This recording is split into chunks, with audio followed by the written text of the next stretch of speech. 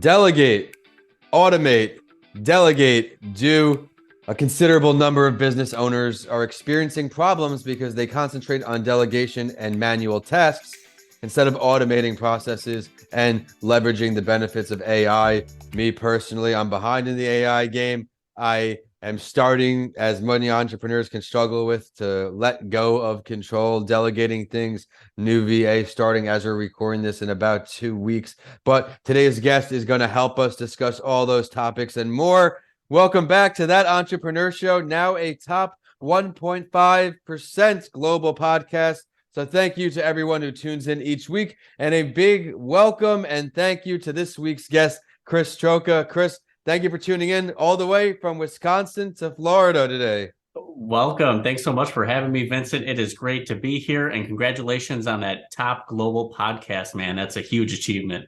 Thank you so much. I try to stay humble in what I do, so I try to eventually stop looking at the numbers, but I came across a site called Listen Notes, and on Listen Notes, they I guess however they categorize the statistics, it was top 10, now it's top 1.5, and it's all thanks to great guests like today's. And today's guest is going to go something like this. He's going to help us find ways to streamline your business operations, marketing processes.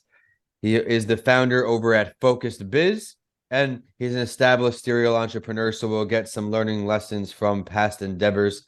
He has a passion for innovation, but as far as Focused-Biz, it's a company that offers customizable platform where business of any size can store all of their operational information.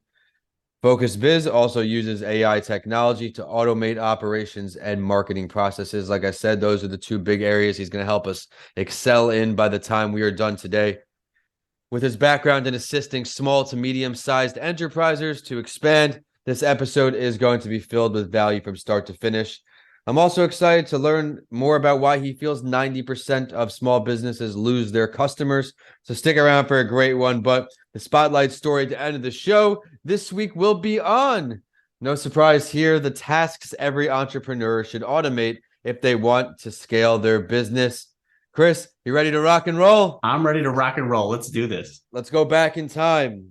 Beginning of your entrepreneurial career. Let's talk about that transition from either that 9 to 5 or school, or any reason that pushed you towards running Focused-Biz.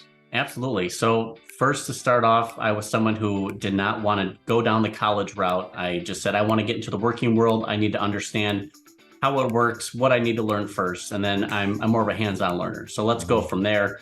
I tried school for a month, went into the working world, and then I realized I hate the 9 to 5 lifestyle. It is not for me. Every job that I went into, it was learning a new CRM system, a new process, a new software. And I really enjoyed that piece of it. But again, all of my efforts did not come back to me personally. Right. It was always, if you want to advance, you need a degree. And even then, we're not going to pay you as much. So I said, man, I really need to, do something that is going to benefit myself. So 9 years ago, I started a DJ business. I started DJing for events. Finally, I started to learn more about sales and marketing because I learned how important that was for starting and growing a business. So I learned everything from YouTube, books I could read, free courses that were available. Eventually, we started to expand and offer more services from photo booth and room lighting, and eventually started growing a team of DJs as well. And every year, every month that went by, I realized, wow, I'm putting in a lot of work, a lot of admin work. I bet. I'm doing the same things over and over. Let's just start automating this. Let's make life easier. And I think a lot of other entrepreneurs go through that same thing. It's wearing all the hats, learning it all yourself, or you got to pay someone to actually help you with it. So that's a little bit about my journey. When I started, I loved marketing so much that I ended up going back to school and getting an associate's degree. All right. Fast forward to today, and now I'm helping other businesses launch, scale, grow their own business. And a lot of that revolves around AI and automation. So just streamlining processes, removing the pain points of other business owners. And I really love just the tools and systems behind all of that make that happen. So that's kind of what I'm doing today. I love that. I put in the show notes, removing the pain points for business owners. It's saving us time, our most valuable asset, by automating. So I'm really looking forward to learning as this goes along. You mentioned started as the DJ, which is really awesome. Then you built a team of DJs, true entrepreneur hustling. What was next after that DJ journey?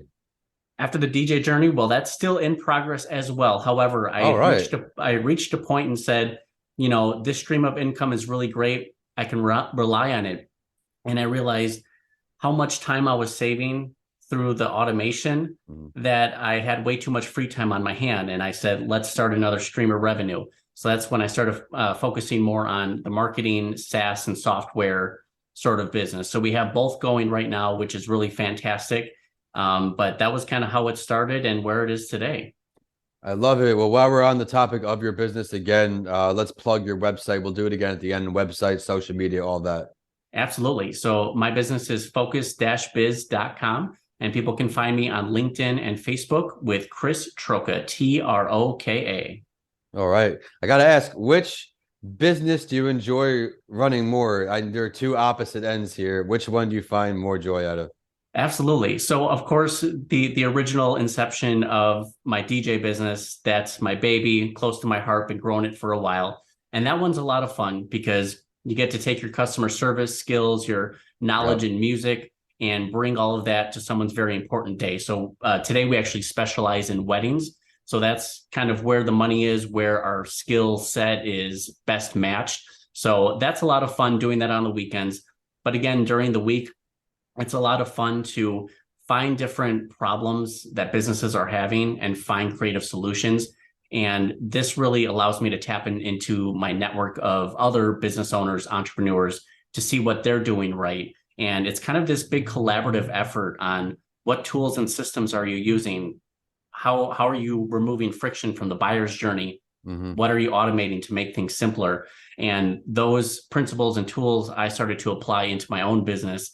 Before I even had a CRM, I was pencil and paper. And this was 2018. And I'm like, what am I doing? Like, there's tools out here to make this way easier for me.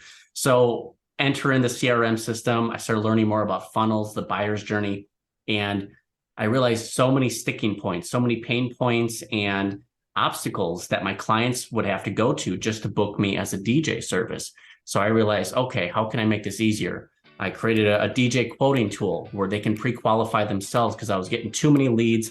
I was responding to a lot of quotes, not converting a lot of them. Then I decided, what if we made our contract public? Because I found that a lot of people ask for the contract. They want to see what's involved, but not all of them went forward. And I was like, this takes me 15 minutes each time. Let's just make this general, make it available to the public. And now things are just streamlined as ever. I'm having people pre-qualify themselves on my website. They're moving forward with the contract. I mean, invoicing, chat, it's all in one place now. Amazing. And that just makes life easier. I think as entrepreneurs, we're always finding that struggle on how are we, going to stop pulling our hair out? And again, like you mentioned before, it can be difficult to try to delegate your tasks. Since I don't want to delegate just yet, I said, what can I automate? And sometimes you can do a little bit of both. Now, this is all things that your company can do for others. Yes, absolutely. All right, everyone, be sure we'll go back to his social, his website at the end of the show. We learned about some of his favorite parts of running the business. Now let's get into some things that can help all of our audience out there. Some of the harder parts of entrepreneurship, some of the more challenging areas compared to when you're at that 9 to 5. But before we get to that, I am excited to share that this summer's episodes will be brought to you in part by speaker coach Cesar Cervantes, specializing in helping you get your transformative message to the TEDx stage. Guaranteed. To schedule your free brainstorming session, visit the link in the show description or CesarCervantes.tv. So some of the challenges that I had is basically you're on your own. All the weight is on your shoulders. And unless you're really good at 14 different things, wow, it is a challenge because now you're your own accountant, your bookkeeper, you're your own marketer, your sales, your support staff. Man, there is a lot to learn. And for a lot of us as entrepreneurs and business owners, we usually have one passion or skill set that kind of leads us into getting into business. But not all of us know how to run a business just yet. We're taking that drive for our passion and learning how to make money from it. Well, what do you do after that? Because eventually you're going to be so bogged down with the day-to-day that, man, it just takes that creative passion that you have for that original skill set you were bringing to the table. So again, kind of like you mentioned, how can you either pass that off to another company? Can you delegate that to someone? Can you automate it for yourself? And working 9 to 5, there just wasn't enough variety. I felt like I learned my job. I saw the process. I realized how wildly inefficient it was, and I would improve it. But then I'm spending only 3 to 4 hours a day working for an 8-hour shift. And I'm like, man, this gets really boring real quick. And the ladder to, moving up inside the company can get limited. The rat race, yes. Yeah, exactly. And I was like, man, I'm working so hard. I have such little time for myself. Something has to change. So I decided, hey, why not work for myself? And after years of hard work, it's paying off to give me that time freedom, financial freedom that I was kind of hoping for. Yeah, there are a lot of benefits and a lot of negatives to entrepreneurship, but those are certainly some of the benefits, and everybody values different things in life, defines success differently. He's fulfilling his definition of it. But when you made this leap, you mentioned you're doing the courses in the beginning, you're just doing everything you can to learn. What is one of your favorite tools that you've had throughout this whole learning process? Book, app, workshop, you name it, something that you can extend to our audience. Sure, absolutely. So probably one of my most influential books that I've ever come across is Don't Make Me Think from Steve Krug. And this book was actually focused more around like website development and having the customer go through the journey of what do they experience on your website. But if you take those same principles and apply that to the sales process, the customer service, the follow-up process, you begin to realize that there's a lot of obstacles that your lead, your prospect, your customer, your promoter have to go through. And we need to remove all that. That's the friction that we talk about and the sticking points that people get stuck. You need to pre-qualify them. You need to answer questions in advance. What things are stopping them? It's basically kind of distilling it down to the keep it simple, stupid. Don't make them think. Don't make them look for the answer. Wrap it up in a pretty bow, present it to them. And if they're interested in your offer, they're going to move forward. And it just makes it easier to manage expectations, because now you're pre-qualifying, you're finding the right fit, you're answering questions in advance. It just makes you as an entrepreneur and your business look way more professional and organized, that you have it all together. I love that. Even the onboarding with the show now from outside people, how there's a cost now to even come on in some cases, that eliminates people who are going to come on the show, not share the episode after. It's people, because in hindsight, it's not, the cost isn't a lot. It's just, I can now filter through people who aren't going to take it seriously, who aren't going to show up on time, who aren't going to be camera ready. All these things that at this point of the show, I owe to our audience. I know I owe to our awesome listeners, because they have supported over 3.5 years. And, when this is recording, I've got like 2 months of inventory. I'm just trying to get, like I mentioned before the show, those 50 states. Yes. I've mentioned this before. It's been a while. The loyal listeners have heard it before. In the beginning, it was to go international. Then once I interviewed, guests all around the world, I said, let me get all of the great work here done in America.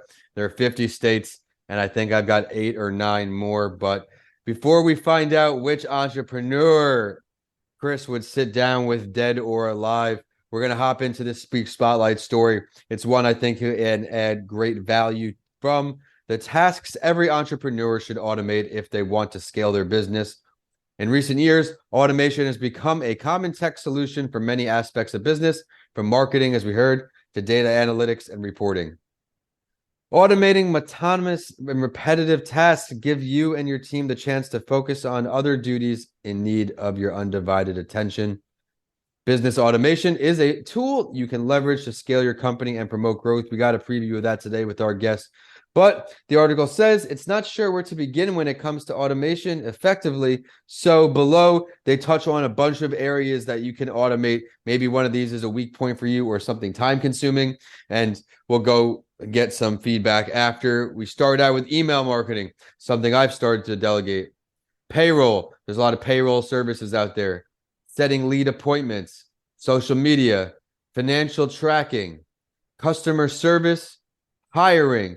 Any activity you're not passionate about, these are some areas you can automate. We heard about Chris kind of automating that hiring process. He's pre-qualifying people on their own. He's saving his time, able to spend that time on other areas. I want to touch here on social media. Something I started doing also I was using a website, but it seems to get disconnected, excuse me, more often than not. So I'm trying another recommendation out starting July 1. But automating your social media posting will not only free up time, and that's a lot of time, as all you content creators know, it will allow you to increase your audience. Many of these tools allow you to schedule months across a post. A consistent brand on social media can be leveraged to generate leads, hire new team members, as well as network with others in your industry. Automating these posts will free you up from having to go in and post daily as your company grows. I am doing that with Instagram, but soon enough, we're passing it off, I hope. The next one I'm going to touch on before bringing back our guest, maybe I'll touch on this one because I think it's perfect. Any activity you are not passionate about. There are a lot of business activities that tend to, as a business owner, get in the way of our happiness, get in the way of our productivity. There are product and service activities, financial processes, marketing and sales, HR, the list goes on, legal, tax. Any of these activities can hamper scale for many reasons, and that does need to be addressed. One reason some of these activities affect scale is that they take up way too much time compared to their direct effect on the company growth. I firsthand experienced that for a long time as a long-time solopreneur. We touched on a lot of automation previews here. Chris, with your expertise, with your experience, what can you give as feedback from this article? Maybe some areas that entrepreneurs should be focusing on to automate. Absolutely. What I loved about this article is that in each scenario that they provided here, the foundation of what brought them to needing that was the same. It was that the entrepreneur was struggling. They were running out of time. They were wearing too many hats. They recognized a need for automating something in their business.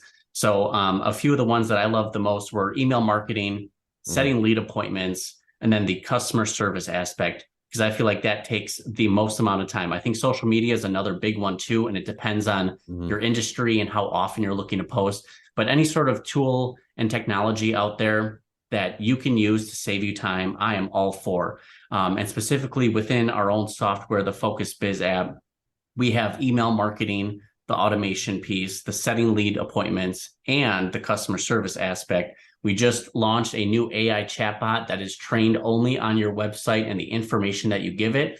So we are just implementing for my DJ business. We have a new bot assistant to help answer customer questions. Not only can it answer questions about common songs that get people on the dance floor, what time does this happen in a wedding, but it can also collect lead information to send them a quote, and it has human rollover. So, just all these pieces that really come together that help entrepreneurs, grow and scale are so important.